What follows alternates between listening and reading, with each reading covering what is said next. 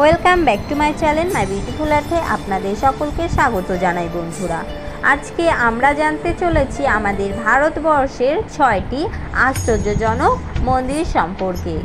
আমাদের এই ভারতবর্ষে এই 6টি মন্দির এতটাই আশ্চর্যজনক ও রহস্যে ঘেরা, এখানে ভারত সরকার যেতে পর্যন্ত ভয় পায়। তো চলুন বন্ধুরা জেনে নিই সেই বিষয়ে। পৃথিবীর সবথেকে প্রাচীন ধর্ম হলো সনাতন ধর্ম। এই ধর্ম পৃথিবীর বিশ্বগুরুর মান্যতাও দিয়েছিল। আমাদের দেশের মাটিতে শ্রদ্ধা ও বিশ্বাসের সুগন্ধ পাওয়া যায়। আমাদের দেশে ঈশ্বরের প্রতি যে ভাবনা ও ভক্তি রয়েছে তা সত্যই অপূর্ব। এই দেশে ৭৯% মানুষই হিন্দু ধর্মাবলম্বী। এই কারণেই আমাদের দেশের প্রত্যেক স্থানে মন্দির দেখতে পাওয়া যায়। আপনাদের বলে রাখি, প্রায় ভারতের 20 লক্ষেরও বেশি মন্দির রয়েছে এবং প্রত্যেক মন্দিরে একটি করে মাহাত্ম্য রয়েছে। আজকের এই ভিডিওতে আপনাদের সাথে এমন কিছু বন্ধুরা আলোচনা করতে চলেছি, এই কথাগুলো শুনলে আপনারাও চমকে যাবেন। এই মন্দিরগুলির রহস্য শুনলে আপনারাও অবাক হয়ে যাবেন, কারণ এই মন্দিরগুলির রীতি রেওয়াজ সবার থেকে আলাদা ও বিচিত্র। তো চলুন বন্ধুরা এই ভিডিওটি শুরু করা যাক। আমরা প্রথমে যে মন্দির সম্পর্কে জানতে চলেছি তা হলো রামেশ্বরম মন্দির। বন্ধুরা, এই মন্দিরে এক ভগ্ন গলি আছে যাকে ইনফেক্টিক করিডোর বলা হয়ে থাকে। তামিলনাড়ুর রামেশ্বরমের এই মন্দিরে দেবাদিদেব মহাদেবের নামেই সংকল্পিত রয়েছে। এই মন্দিরের মুখ্য বৈচিত্র্য হলো তার লম্বা লম্বা স্তম্ভ। এই মন্দিরের গলিতে 1212টি স্তম্ভ রয়েছে। প্রত্যেকটি স্তম্ভ এমনভাবে কারুকার্য করা রয়েছে যে সমস্ত স্তম্ভগুলিকে হুবহু একই রকম দেখতে লাগে। প্রত্যেকটি স্তম্ভ 30 ফুট উঁচু এবং গলির দূরত্ব প্রায় 1.1 কিলোমিটার হবে। এবার নিশ্চয়ই বন্ধুরা আপনারা আন্দাজ করতে পারছেন যে ওই সময় এই মন্দির বানানোর জন্য কতজন সুকৌশল কারিগর দরকার পড়েছিল। আর এই রামেশ্বরম মন্দির 4 ধামের মধ্যে একটি, এই কারণে এর মাহাত্ম্যও অনেক বেশি বন্ধুরা। এবার আমরা যে জানতে চলেছি যে মন্দিরটি সম্পর্কে তা হলো আসামের হিমাচল পাহাড়ের উপর অবস্থিত কামাখ্যা মন্দির। এই মন্দির নিজে থেকেই এক রহস্যের ভাণ্ডার। গোটা ভারতবর্ষের প্রান্ত থেকে মাতার দর্শনের জন্য এখানে আসে। আসলে এই মন্দির 51 শক্তিপীঠের মধ্যে একটি। এই মন্দিরের মান্যতা আছে যে দেবী সতীর যোনি এই স্থানে পতিত হয়েছিল। এই কারণে এই স্থানে পুজোর জন্য কোনো মূর্তি নেই। প্রত্যেক বছরই শ্রাবণ মাসে মাসিক ধর্মের কারণে 3 দিনের জন্য এই মন্দির বন্ধ থাকে। ভক্তরা বলেন যে এই সময় মন্দিরের গর্ভগৃহ লাল রঙে রঙিন হয়ে যায়। আবার যখন 3 দিন পর মন্দিরের দরজা খোলা হয় তখন শ্রদ্ধালু প্রসাদ হিসেবে মাকে লাল বস্ত্র দান করা হয়। এই মন্দিরের তন্ত্র সাধনার জন্য খুব প্রসিদ্ধ। বন্ধুরা, এবার আমরা জানতে চলেছি মহাবৈদিক মন্দির সম্পর্কে।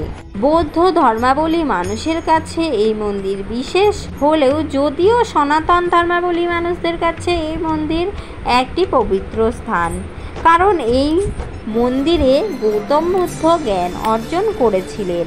বলে রাখি, এখানে অবস্থিত মহাবৈদিক বৃক্ষের কারণেই এই জায়গার নাম হয়েছে মহাবৈদিক এবং এই বৃক্ষের নিচেই বুদ্ধজি জ্ঞান লাভ করেছিলেন। বন্ধুরা, আপনাদের বলে দিই, বৌদ্ধ ধর্মাবলম্বী মানুষদের কাছে এই মন্দির হলো পৃথিবীর নাভি, যেখান থেকে পৃথিবীর উৎপত্তি হয়েছিল এবং যত সময় পর্যন্ত এই সংসারে জীবন আছে ততদিন পর্যন্ত এই মন্দির এমনই থাকবে বলে বৌদ্ধ ধর্মাবলম্বী মানুষেরা বিশ্বাস করে। যখন কলিযুগ শেষ হবে এবং পুনরায় পৃথিবীর আবার আবির্ভাব হবে, জীবনের উৎপত্তি হবে, তখন আবার এই স্থান থেকে জীবন সংসারে প্রবেশ করবে। মন্দিরের ভেতরে এক সোনার তৈরি বুদ্ধজির প্রতিমা রয়েছে। এবার বন্ধুরা আমরা জানতে চলেছি যে মন্দির সম্পর্কে, তা হলো খুবই ভয়ঙ্কর, কারণ এখানে রক্ত দিয়ে মাতার পুজো করা হয়। এই মন্দিরের নাম হলো দেবী ভদ্রকালীর মন্দির। বন্ধুরা, কেরালায় অবস্থিত এই ভদ্রকালীর মন্দির অদ্ভুত রীতি রেওয়াজের জন্য প্রসিদ্ধ। প্রত্যেক বছর এই মন্দিরে উৎসব হয়, যেটি অত্যন্তই ভয়াবহ। আমি এই কথা এই কারণেই বলছি, কারণ এখানে হাজারো শ্রদ্ধালু এখানে প্রতি বছর পুজোর জন্য আসে। তারা তলোয়ার হাতে নিয়ে জলসায় বের হন। ওই সময় শ্রদ্ধালুরা স্বয়ং তলোয়ার দিয়ে নিজেদের মাথার উপর ও শরীরের ওপর তলোয়ার দিয়ে জোরে জোরে আঘাত করতে থাকে, যাতে তাদের শরীর থেকে রক্তপাত হয়। এই উৎসব 7 দিন পর্যন্ত চলে এবং এই উৎসবের কারণে মন্দিরে রক্তে রক্তে লাল হয়ে থাকে। চারিদিকে কেবল রক্ত আর রক্ত। এই কারণে উৎসব শেষ হওয়ার পর মন্দিরে কিছুদিনের জন্য দরজা বন্ধ করে রাখে, যাতে করে মন্দিরের দাগগুলো পরিষ্কার করা যায়। বন্ধুরা, আপনারা কি কখনো এই মন্দিরে যাবেন? যদি যান অবশ্যই কমেন্টে লিখবেন। এরপর বন্ধুরা আমরা জানতে চলেছি যে মন্দির সম্পর্কে, সেটি হলো ঔরঙ্গাবাদের কৈলাস মন্দির। এই মন্দির তৈরি হয়েছিল কেবলমাত্র একটি পাথর দিয়ে। মান্যতা আছে যে এই মন্দির এলিয়েনরা বানিয়েছিল। এই মন্দির এমনভাবেই তৈরি, এমনভাবেই অদ্ভুতপূর্ণ কারুকার্য, এর কারণে পুরো ভারতবর্ষে অত্যন্ত প্রসিদ্ধ এই মন্দির। মান্যতা আছে গোটা মন্দির কেবলমাত্র একটি পাথর কেটে বানানো হয়েছিল। এবার আপনি আন্দাজ করতে পারছেন যে এটিকে বানাতে কতটা সময় লেগেছিল। এই কারণে এই স্থানে নিবাসকারীদের বিশ্বাস কৈলাস মন্দির এলিয়েনরা বানিয়েছিল। মন্দিরের ভেতরের দৃশ্য ও তো আরোই বেশি আকর্ষক। একাধিক চিত্রকলা রয়েছে এই মন্দিরের বুকে। এবার জানবো বন্ধুরা ভারতের সবথেকে প্রাচীন মন্দির, তা হলো তামিলনাড়ুর ভাইগাই নদীর তীরে অবস্থিত মীনাক্ষী মন্দির। এই মন্দির গোটা ভারতবর্ষে বেশ জনপ্রিয়।